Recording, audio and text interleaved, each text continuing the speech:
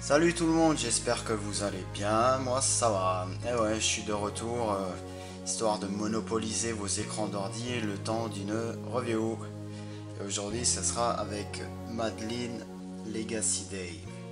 Une des plus jolies, c'est ce qu'on me disait l'autre jour sur Facebook. Donc ouais, je confirme, c'est bien sans doute la Madeline la plus jolie, la version de Madeline la plus jolie. Pardon. Voilà.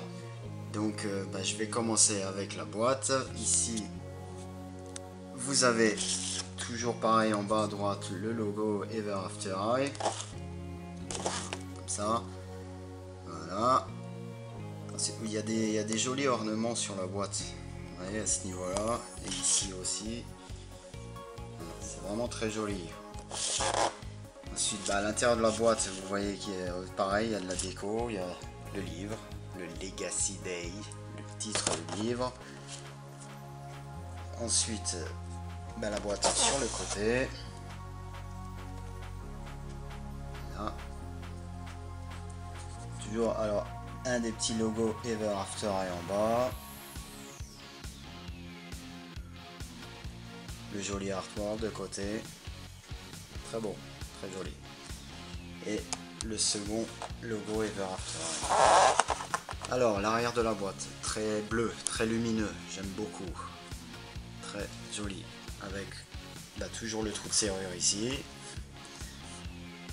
Le artwork en entier. Toujours l'adresse internet en bas. À droite. Et ensuite les autres poupées de la collection. Vous retrouvez les photos ici.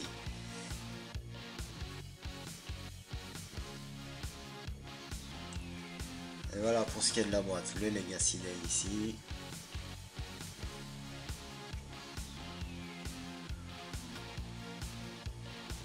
Voilà, la boîte de côté, toujours le livre. Et voilà pour ce qui est de la boîte. On va pouvoir passer à Mademoiselle Hatters. Voilà Madeleine, sortie de sa boîte. Elle est juste superbe.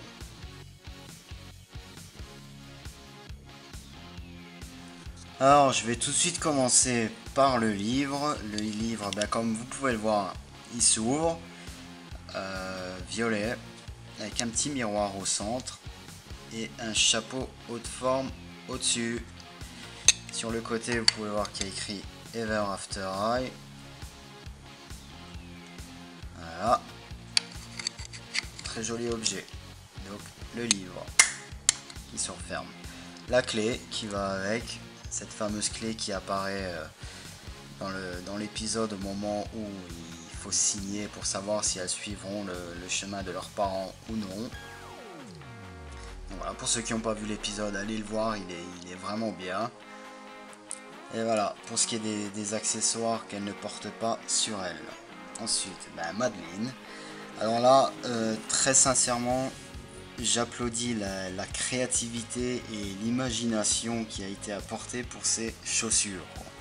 Elles sont rigolotes, elles sont super bien faites, relativement bien détaillées. Vous pouvez voir les tasses qui servent de talons. 5 tasses avec une léance. Ouais, vraiment super joli. Avec les chaussures dorées, avec des motifs dessus, des ornements. J'insiste vraiment sur les chaussures parce que je les trouve hallucinantes. Je trouve que c'est une des plus belles paires de chaussures que j'ai vues sur une poupée jusqu'à maintenant. Et voilà, donc ensuite les collandes, couleur relativement claire avec des petits pois pailletés dessus, de couleur or. Son pantacourt, bleu, avec des petits pois toujours, couleur rose, fuchsia. Et ensuite vous pouvez voir qu'elle a pas mal de voilages, tous ces voilages, ces couches de voilage qui sont qui sont reliées à sa veste. Voilà. C'est relié donc à sa veste. Ici et là.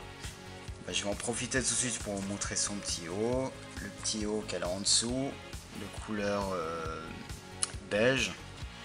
Avec c'est pailleté pareil. Très joli haut aussi. Les manches de sa veste. C'est un côté un peu cirque, je trouve, ces couleurs, ce côté rayé comme ça. Mais j'adore. Et donc les manches, pareil, couleur violet foncé, quoi. Ensuite, au niveau du col, un col un peu bouffant, bon, en plastique. Bon, c'est très bien quand même, hein. Avec une dorure au niveau du cou. Et le col de la veste en velours noir. Ensuite, de l'autre côté, son sac à main en forme de sac de thé. Enfin, qui est un sac de thé en fait. Des petits gants noirs avec les manches, petits nœuds roses. Ensuite, sur l'autre main, pareil, toujours très détaillé, une bague en forme de tasse avec une petite cuillère à l'intérieur.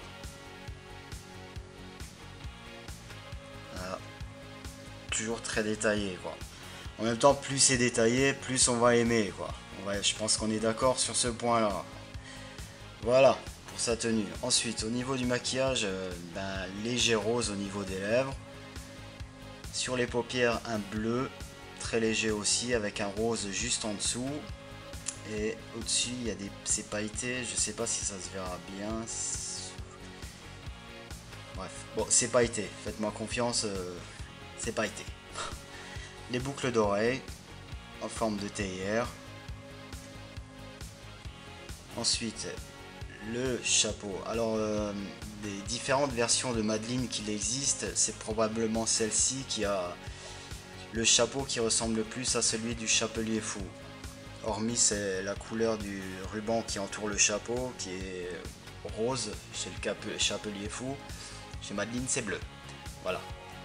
Mais sinon, la forme et les couleurs de tout le reste ressemblent beaucoup à celui de son papa. Voilà.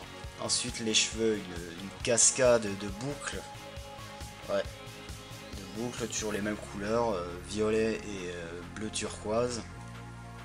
Lesquelles sont maintenues à une queue de cheval.